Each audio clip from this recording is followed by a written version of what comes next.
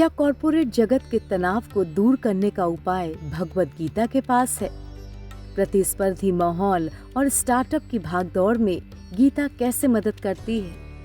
दोस्तों, हमारे सभी आध्यात्मिक संत ऐसा मानते हैं कि भगवद गीता स्टार्टअप और कॉरपोरेट जगत के अत्यधिक तनाव को दूर करने का एक अचूक साधन है। गीता सिखाती है कि कर्म पर ध्यान केंद्रित करें और परिणाम से अनासक्त रहें।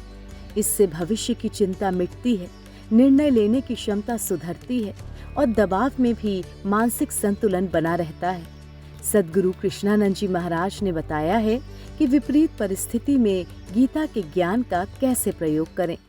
हम लोग आज स्टार्टअप की दुनिया में या व्यापार की दुनिया में या कंपनी की दुनिया में जो ही हमारे पास ऐसे प्रश्न आते हैं घाटा का, तो हम भी वैसे अर्जुन की तरफ हो जाते हैं, डिप्रेस हो जाते हैं।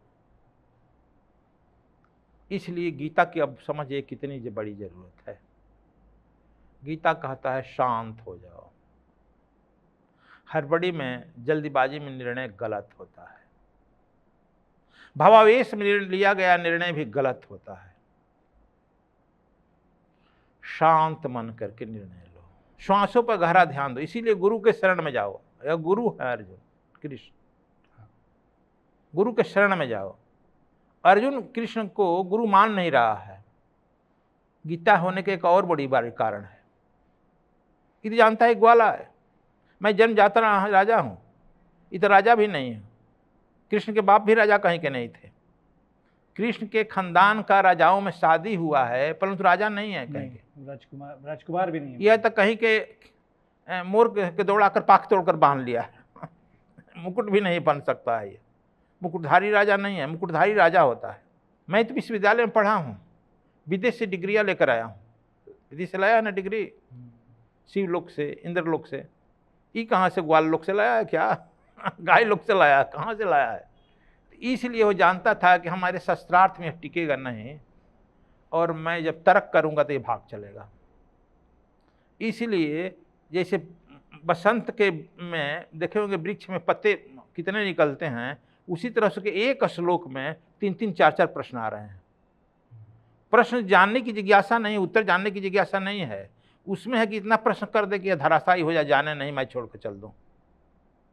लेकिन हर प्रश्न में कृष्ण जो है हर दरवाजे से एक नए रूप में खड़े हो जाते हैं। पूछ लो आज जितना पूछना है, हर प्रश्न के दरवाजे से नए रूप में खड़े हो जाते हैं। Ask again.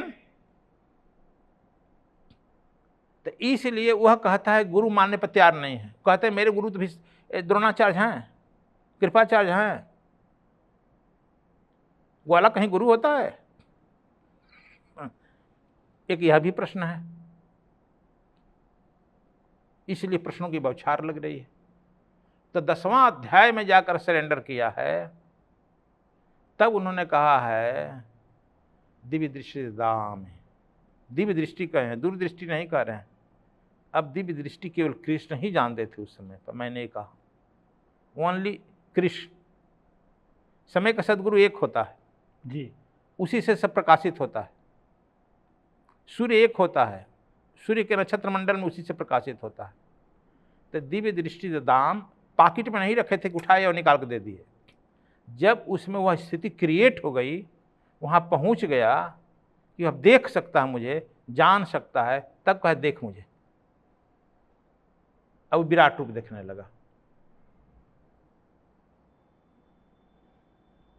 तब वह माना है कि अभी 11वां अध्याय में माना है कि आप जो कुछ कराना है मुझसे करा लीजिए। इसी तरह से आज के भी व्यस्त युग में, हम भागते हुए युग में, खाने के लिए तो विभिन्न प्रकार का भोजन ले लेते हैं, शरीर के लिए हम जिम चले जाते हैं, तो यह शरीर भी ठीक हो गया। मन के लिए इस विश्वविद्यालय में चले जाते हैं, ज्ञान भी हो गया। लेकिन व्हाट अबाउट योर सोल, आत्मा के लिए कुछ लेते नहीं। इसीलिए गुरु की, ध्यान की उतनी ही जरूरत है जिस समय युद्ध में अर्जुन की जरूरत थी। दोस्तों, गीता हमें सिखाती है कि सफलता और असफलता, लाभ और हानि या सुख और दुख में समान भाव से रहना चाहिए। बिजनेस में या जीवन में किसी भी क्षेत्र में कभी भारी मुनाफा तो कभी नुकसान हो सकता है। एक व्यक्ति और लीडर के रूप में दोनों स्थितियों में शांत रहना, अत्यधिक उत्साह से बचना और हार से निराश ना होकर उसे एक सीख के रूप में लेना तनाव से बचाता है।